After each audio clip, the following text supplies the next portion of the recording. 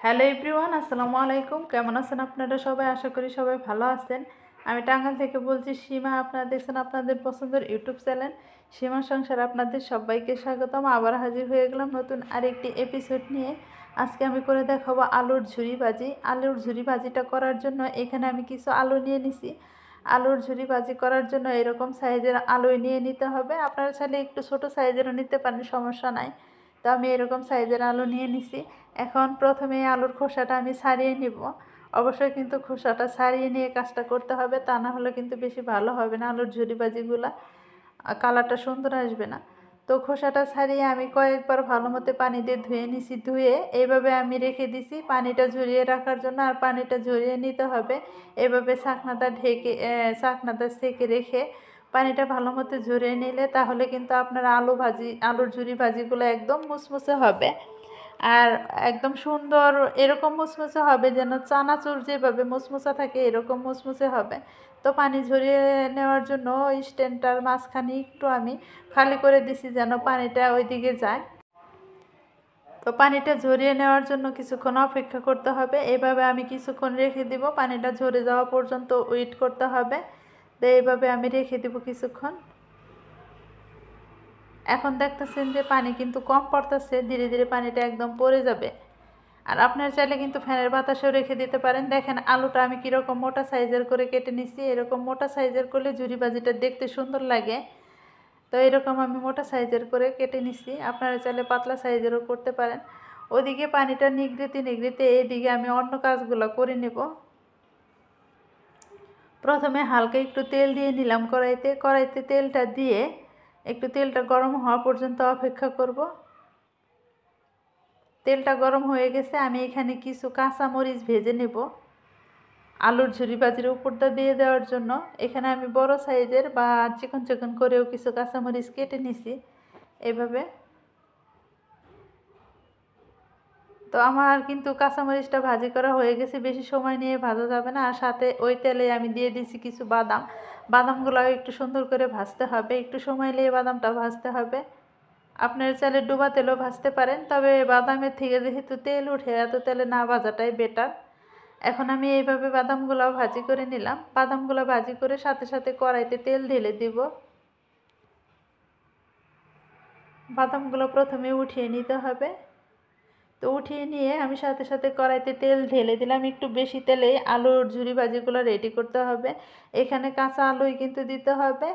আর কাঁচা আলুগুলা আপনার এখানে কিন্তু কোনো রকমের লবণ কোনো কিছু অ্যাড করি নাই, জাস্ট শুধু আলুটা ভালো মতে ধুয়ে পরিষ্কার করে পানিটা ঝরিয়ে নিছি, এই তো। এখন এইখানে একদম গরম তেলে আলুগুলো দিতে হবে। আর দেখেন তেলে দেওয়ার সাথে সাথে কীরকম বলক চলে এসেছে, এরকম করে হয়ে যাবে। আর এখানে কিন্তু একটা টিপস আছে। অনেকেই বলেন যে আলুর ঝুরিগুলো ভাজি করেন কিন্তু মুসমুসে হয় না।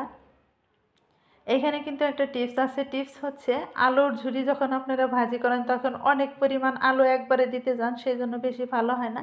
এখানে একটু আলুর গুলা একটু কমিয়ে কমিয়ে দিবেন, অল্প অল্প করে দিয়ে ভাজি করবেন, দেখবেন ঝুরি ভাজিটা আপনার অনেক সুন্দর হবে।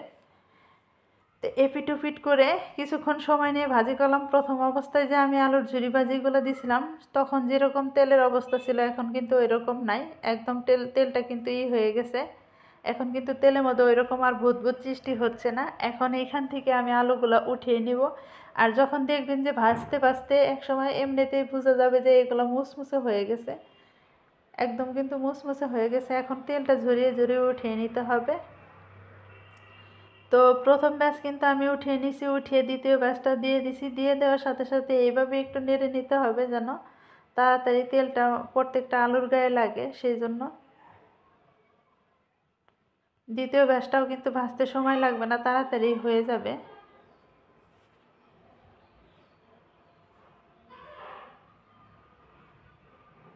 এই আলুর ঝুরি ভাজিটা আপনারা চাইলে কিন্তু মুড়ি মাখা দাও খেতে পারেন, বা এমনিও মুচ পেঁয়াজ দিয়ে বানিয়ে খেতে পারেন, খুব কিন্তু ভালো লাগে।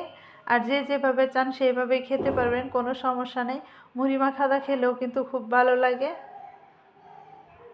বুঝতেই পারবেন না যে এটা আলুর ঝুরি ভাজি খাইলেন নাকি দোকানের চানাচুর খাইলেন, সেটাও বুঝতে পারবেন না আজকের ভিডিওটা যদি ফলো করে আপনারা আলুর ঝুরি ভাজিগুলো তৈরি করেন। তো দেখেন এই যে এইভাবে নেড়ে চেড়ে ধীরে ধীরে নেড়ে চেড়ে আপনারা পিট করে লালচে কালার করে নিতে হবে। আর ভাজতে ভাজতে এক সময় এমনিতেই বুঝতে পারবেন যে আপনার আলুর ঝুরি ভাজিগুলো কমপ্লিট হয়েছে। এইভাবে এইভাবে নেড়ে দিতে হবে, উল্টে উল্টে নেড়ে নেড়ে নেবেন। এই ব্যাসও কিন্তু আমার হয়ে সারছে, আর কিছুক্ষণ বাঁচতে হবে, তাই এটাও আমি নামিয়ে নেব চুলাই থেকে। এই তো দেখেন তেল কিন্তু আর আগের মতো বুদবুদ সৃষ্টি হচ্ছে না। এখন এটা আমার নামিয়ে নেওয়া যাবে। এইভাবে আমি সবগুলা ভাজি করে নিব। আর এখন এটা আমি তেলটা ঝরিয়ে ঝরিয়ে নামিয়ে নিব। তো সবগুলো আমার আলুর ঝুরিগুলা রেডি হয়ে গেছে, একদম মুচমুচে হয়েছে। একটু চাপ দিলেই কিন্তু ভেঙে যাবে, একদম মুচমুচে হবে এই আলুর ঝুরি ভাজিগুলা। এখন এটার মধ্যে আমি কিছু যে উপকরণ মিক্সড করে নিব। এগুলো কিন্তু অবশ্যই অবশ্যই দিতে হবে, অল্প উপকরণেই কিন্তু আমি দেখিয়ে দিচ্ছি। অনেকে কিন্তু অনেক কিছু অ্যাড করেন। এখানে আমি বিট লবণ নিয়ে নিছি, আপনারা চাইলে রেগুলার খাওয়ার লবণও নিতে পারেন। আর সাথে নিয়ে নিছি মরিচের গুঁড়ি। মরিচের গুঁড়িটা অবশ্যই দিতে হবে। আর বিট লবণের পরিবর্তে রেগুলার যে খাওয়ার লবণ সেটা দিতে হবে। এখানে যে যেরকম ঝাল খান সেরকম ঝাল দিয়ে নেবেন, তবে আমার যতটুক লাগলো আমি ততটুক দিয়ে নিলাম। আগে থেকে ভেজে রাখা সেই কাঁচামরিচগুলো দিয়ে দিচ্ছি। আর আমি তো আগে থেকে বাদাম ভেজে রেখেছিলাম, সে বাদামগুলো দিয়ে দিব। দিয়ে এখন মিক্সড করে নিতে হবে এগুলা। এই পর্যায়ে কাজটা একটু আস্তে আস্তে করতে হবে। আলুর ঝুরিগুলো কিন্তু একদম মুসমুসে, আর যদি জোরে জোরে করতে চান তাহলে কিন্তু ভেঙে যাবে। এই তো ফাইনালি আমার রেডি হয়ে গেছে আলুর ঝুরি ভাজিগুলো। আর আমি এইভাবে বানিয়ে নিয়েছি, কালারটাও কিন্তু সুন্দর আসছে অনেক। আর ভিডিওটা ভালো লাগলো অবশ্যই কিন্তু সাবস্ক্রাইব করে দিবেন। এটা কিন্তু হতেও বেশি সময় লাগে না। আর এই যে হাতে ভাঙিয়ে দেখিয়ে দিচ্ছি যে কীরকম মুসমুসে হয়েছে। হাতে নিয়ে চাপ দিবেন, চাপ দেওয়ার সাথে সাথেই দেখবেন যে একদম ঝুরে ঝুরে হয়ে গেছে। আবার একটু দেখিয়ে দিচ্ছি, হাতে নিয়ে এইভাবে চাপ দিবেন, দেখেন এই যে একদম ঝুরঝুরে হয়ে যাচ্ছে। একদম মুসমুসে কিন্তু হয় এই আলুর ঝুরি ভাজিগুলো, খেতেও কিন্তু ভীষণ মজা লাগে।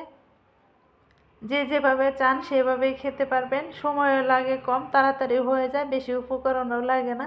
অল্প উপকরণেই দারুণ একটা রেসিপি আপনাদের সাথে শেয়ার করলাম। আপনারা অবশ্যই কিন্তু ট্রাই করবেন বাসায়, যে কীরকম করে বানালাম এইভাবে একটু ট্রাই করে দেখবেন যে কীরকম লাগে। একদম কিন্তু লালচে কালার করে ভাজি করছি, কিন্তু ক্যামেরাতে একটু সাদা সাদা লাগতেছে। মরিচটা আমি একটু কাঁচা কাঁচা রেখে ভাজি করছি, আপনারা চাইলে একটু বেশি ভাজি করতে পারেন, সমস্যা নেই। তবে এখানে আর একটু যদি কাঁচা পেঁয়াজ কেটে মুড়ি যেভাবে মাখান সেভাবে মাখিয়ে তারপরে খান সরিষার তেল দিয়ে, দারুণ লাগবে কিন্তু। আর ভিডিওটা ভালো লাগলে অবশ্যই কিন্তু সাবস্ক্রাইব করবেন, আর কমেন্টের মাধ্যমে জানাবেন যে আজকের ভিডিওটা আপনাদের কাছে কেমন লাগছে।